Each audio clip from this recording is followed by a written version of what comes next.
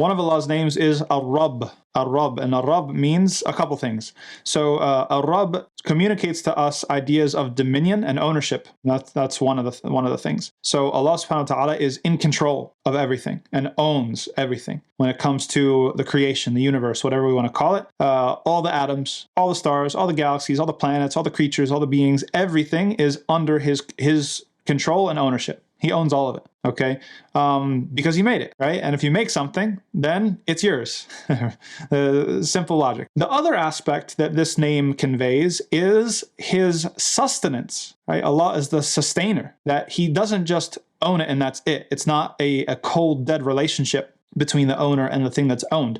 That the owner is actually constantly upkeeping and maintaining and doing everything that the things that are owned require in order to survive, in order to not just survive, survival is base level, but even to thrive, right? And so we require food and water, and plants require photosynthesis and sunlight, and we have different nutritional needs. Okay, we need our minerals from the earth, and we need vitamins from the plants and the foods and things like that. Allah subhanahu wa ta'ala, Ar-Rabb, when we say he's Ar-Rabb, he is constantly giving us what we need. He is constantly providing. He is constantly sustaining us. Right? Just like every single breath. And that's why a lot of different Muslims throughout history and scholars have tied a dhikr to the breath, because, if you're able to think and ponder and reflect about your breath, that's Allah keeping you alive every single second, right? In and out, in and out. And even the heartbeat. And some people say, that the heartbeat, it sounds like Allah. Allah, Allah, Allah knows best. But, the idea is that the symbol or the metaphor, the idea that it's getting at is that Allah is constantly sustaining you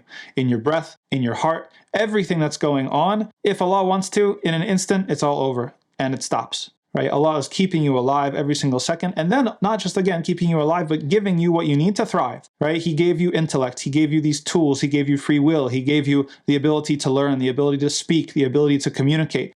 He made the earth very conducive to your existence, right? It's easy to walk down the street, right?